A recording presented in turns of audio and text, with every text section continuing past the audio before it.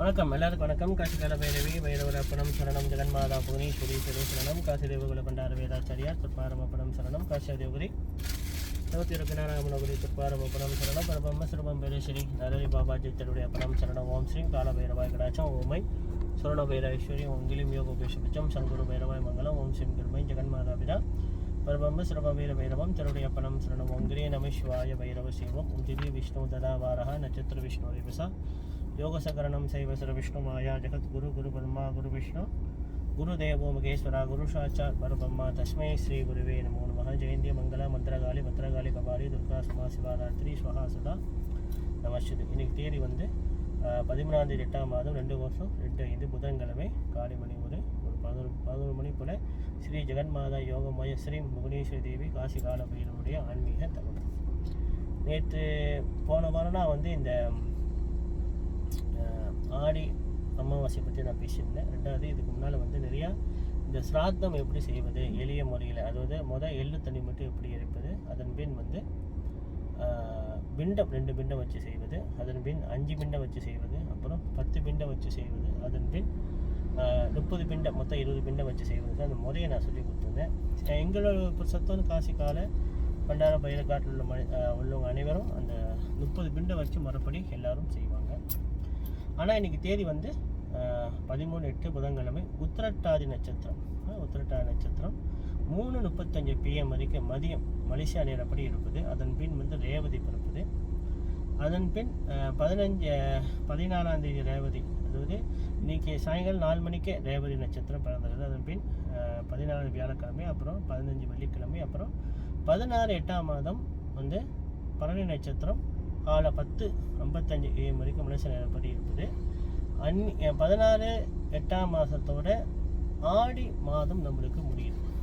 ஆடி மாதம் நம்மளுக்கு முடியுது. அதன் பின் நம்மளுக்கு வந்து ஆவணி வந்து நம்மளுக்கு பிறக்குது. இந்த ஆவணி பிறக்கும் போது நம்மளுக்கு ரொம்ப விசேஷமாக நம்ம கொண்டாடுறது வந்து விநாயகர் சதுர்த்தி.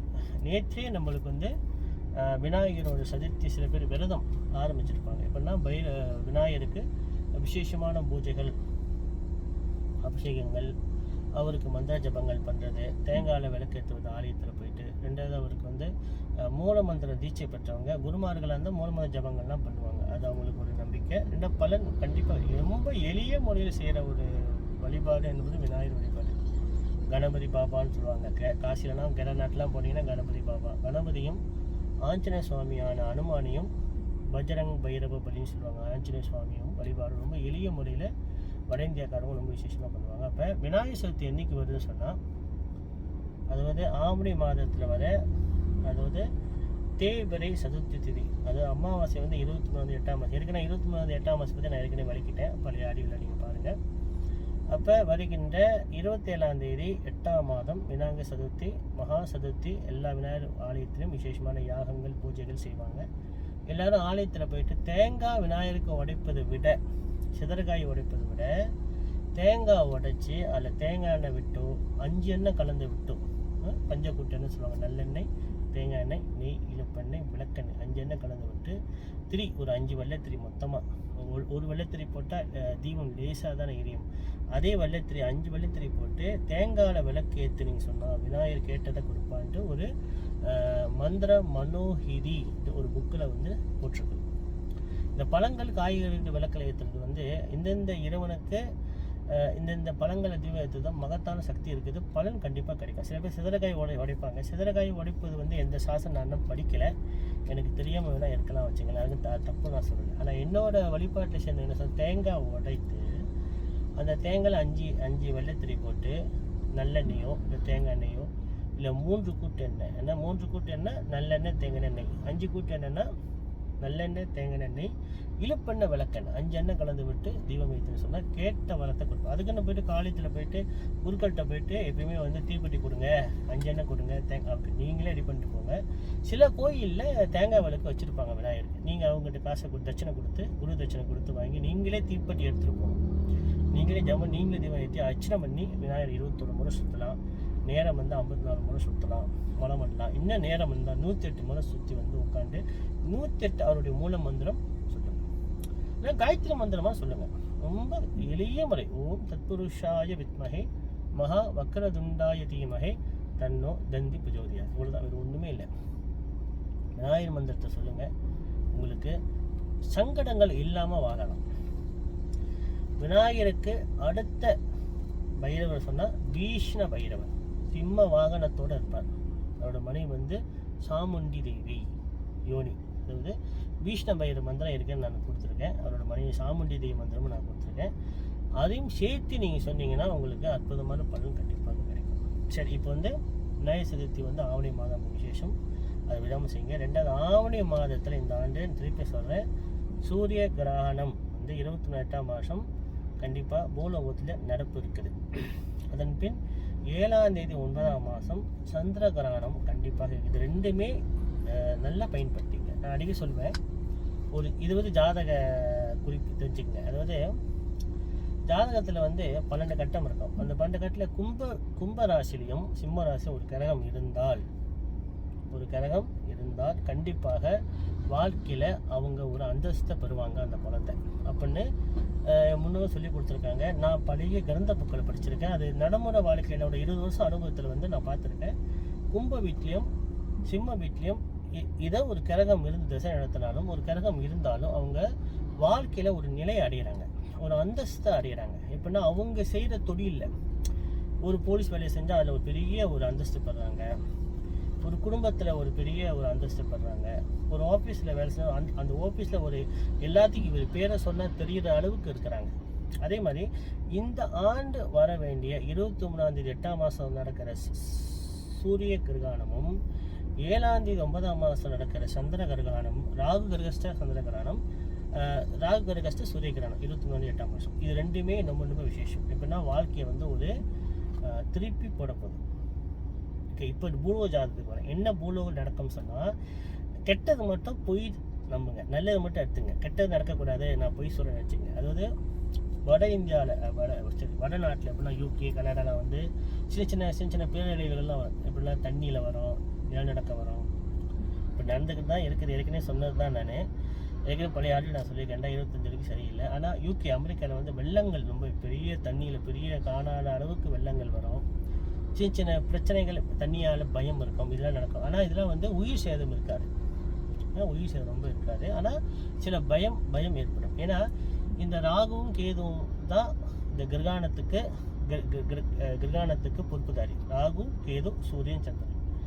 இப்போ ராகு பகவானும் மக நட்சத்திரம் சதய நட்சத்திரத்தில் தான் வந்து இந்த சஞ்சாரம் பண்ண போகிறாங்க. இப்படின்னா இந்த ராகு கிரகம் இது வந்து எந்த ஒரு பூலோக ஜாதகத்தில் இல்லை.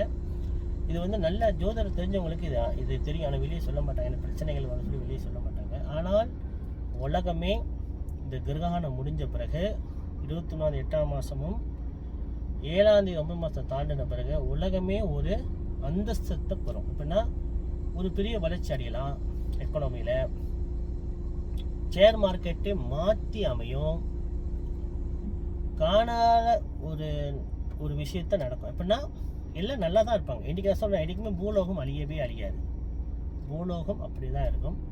அங்கங்கே சின்ன விஷயங்கள் அங்கங்கே நடக்கும். மனிதர்கள் போக போக ஆன்மீகத்திலையும் சயின்ஸ்லேயும் அறிவியலையும் மிகப்பெரிய வளர்ச்சி அடைஞ்சு பூமியை விட்டு மற்ற லோகத்தில் போய் வாழக்கூடிய கப்பல், மறைஞ்சு போகிற தன்மை, வளர்ச்சி அடையும், நோயே இல்லாமல் வாழக்கூடிய மருந்து, இதெல்லாம் வரப்போகுது. இல்லை நான் சொல்லலை, ரிஷிகள் எழுதி வச்சுருக்காங்க. உலகம் என்றைக்குமே அழியாது. இது வந்து நான் சொல்ல, சித்தர்கள் சொன்ன வாக்கு, ரிஷிகள் சொன்ன வாக்கு. உலகம் என்றைக்குமே அழியாது. இந்த கிரகணம் முடிஞ்ச பின் உலகமே ஒரு பெரிய அந்தஸ்து நடக்க போகுது. ஏன்னா இந்த கிரகணம் 2 கிரகணம் எங்கே நடக்குது? கும்ப வீட்டிலையும் சிம்மராசியும். கும்பராசியும் சிம்மராசியும். இந்த கும்பராசிக்காரவங்க தான் ரொம்ப நல்லவங்களும் இருப்பாங்க, ரொம்ப கெட்டவங்களாகவும் இருப்பாங்க. சிம்மராசிக்காரங்களையும் ரொம்ப நல்லவங்களாகவும் இருப்பாங்க, ரொம்ப அடிமட்டத்து கெட்டவங்களாகவும் இருப்பாங்க. அது அவங்க ஜாதகத்தை பொறுத்து. ஒருத்தர் நடந்து போகிறாங்க, அவங்கள பார்த்து ஐயோ இவ்வளோ பெரிய உத்தமன் தெரியுமா, இவரால் எத்தனை பேர் வாழ்கிறாங்க தெரியுமா, இவர் எத்தனை பெரிய வழிகாட்டி இருக்காங்க தெரியுமான்ட்டு சொல்கிறவங்க இருக்காங்க சிம்மராசியை. சில சிம்மராசிக்காரங்க ஜாதகம் சரியில்லைன்னா ஐயோ அவன் மாதிரி ஒரு அயோக்கிய பையனை நான் பார்த்ததே இல்லைன்னு சொல்கிறவங்களும் இருக்காங்க. சரி, அது பக்கம் இருக்கட்டும். இப்போ வந்து பூலோக ஜாதகத்தை நான் சொல்லிவிட்டேன். இந்த 23ஆம் தேதி 8ஆம் மாதத்தையும் 7ஆம் தேதி 9ஆம் மாதம் நடுவு விட்டுறாதீங்க. இது நல்லா விசேஷமாக இன்றைக்கி பூஜை பண்ணுங்கள். அடுத்தது வந்து புவனேஸ்வரி ஜெயந்தி. ஓகே, நம்மளுக்கு வந்து மகாலய பட்சம் புவனேஸ்வரி ஜெயந்தி பற்றி ஏற்கனவே நான் சொல்லிட்டேன். அதாவது ஓணம் பண்டிகை தான் புவனேஸ்வரி அம்பாளோட ஜெயந்தி. அது வந்து 5ஆம் தேதி 9ஆம் மாதம் பாருங்கள். இந்த சூரிய கிரகணம் சந்திர கிரகணம் நடுவில் புவனேஸ்வரி ஜெயந்தி வருது. அது பெரிய பெரிய விசேஷம். அது 5ஆம் தேதி 9ஆம் மாதம், அதுவும் வெள்ளிக்கிழமை திருவோண நட்சத்திரத்தில் வருது. இதெல்லாம் இந்த ஆண்டு நடக்கிற விஷயங்கள்லாம் பெரிய பூலோகம் இந்த நட்சத்திர சாஸ்திரங்கள் நல்லா தெரிஞ்சவங்க, பஞ்ச சாஸ்திரங்களுக்கெல்லாம் வந்து இதோட மகத்துவம் புரிய வரும். அதனால கும்பராசிக்காரங்களையும் சிம்மராசிக்காரங்களையும் படாதபாடு படுவீங்க தான், ஏன்னா பகவான் பார்வை இருக்குது. ஆனால் இந்த நேரத்தை நீங்கள் நல்லா வழிபாட்டு மகாலட்சுமி மந்திரத்தையே சொல்லுங்கள். இல்லை உங்களுக்கு பிடிச்ச ஏதோ ஒரு தெய்வத்தை பிடிச்சி, சில பேருக்கு ஒரு தெய்வத்தை பிடிக்கும், சில பேருக்கு விநாயகரை பிடிக்கும், சில பேர் முருகனை பிடிக்கும், சில அம்பாவை பிடிக்கும். எனக்கு காலபைரவரை பிடிக்கும், நான் புவனேஸ்வரி பிடிக்கும். சில பேருக்கு கருப்பசாமியை பிடிக்கும், முனீஸ்வரனை பிடிக்கும், முனியாண்டியை பிடிக்கும். ஏதோ ஒரு தெய்வத்தை பிடிக்கும். அந்த ஏதோ ஒரு தெய்வ மந்திரத்தை அன்னைக்கு அந்த கிராண்ட் அன்னைக்கான 23/8 7ஆம் தேதி 8ஆம் மாதம் ஜபங்கள் பண்ணுங்க. வேலைக்கு போனாலும் காயத்ரி மந்திர ஜபம் எங்கே வேணால் நம்ம சொல்லலாம். அதுக்கு தோஷம் தீட்டே கிடையாது, தோஷமே கிடையாது, என்னைக்கு வேணால் சொல்லலாம்.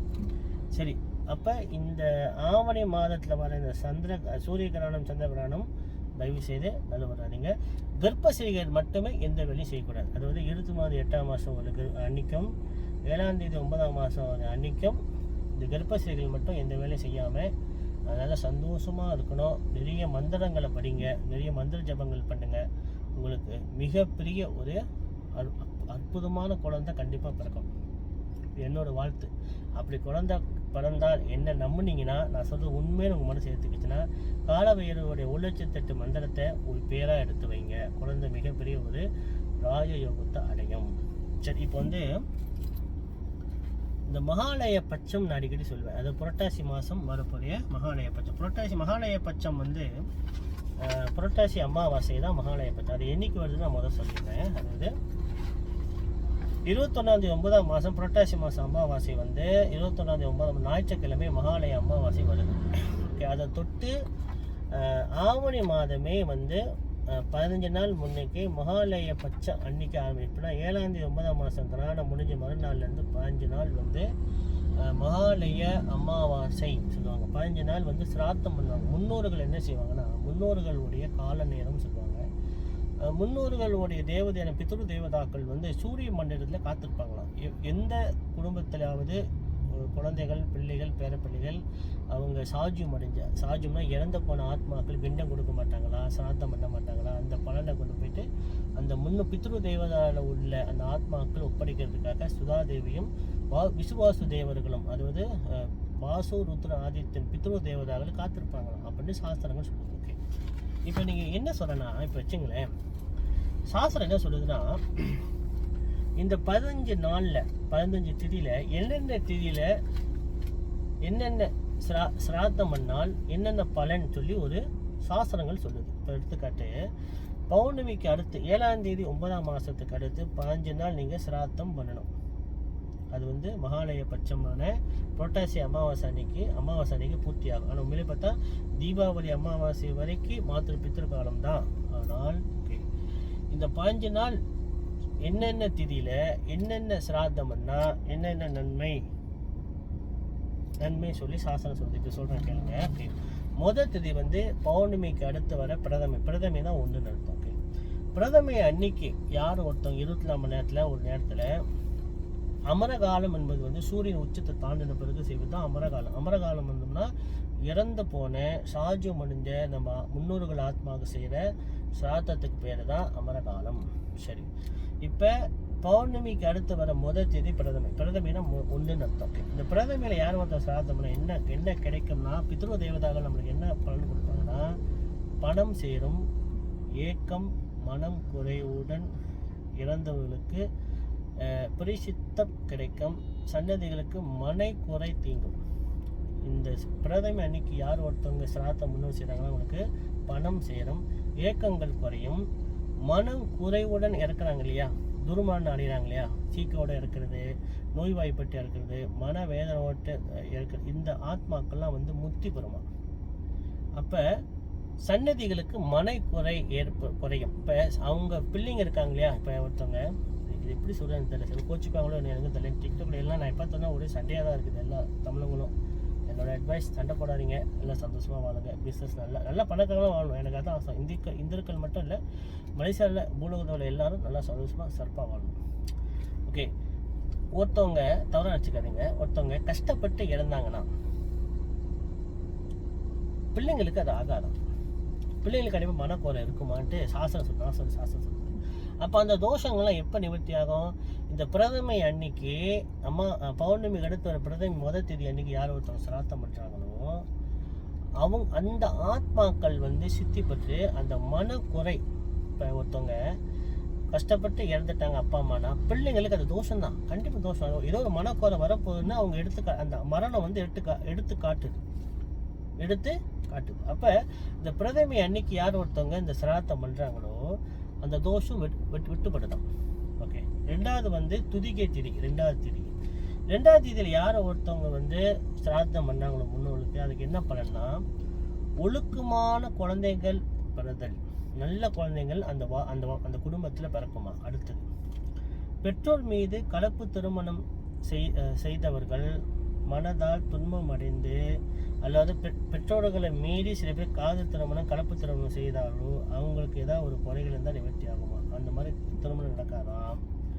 மனதால் துன்பம் அடைந்தல், அந்த பிள்ளைங்களுக்கு துன்பம் வந்தால் அதுவும் நிவர்த்தி ஆகுமா.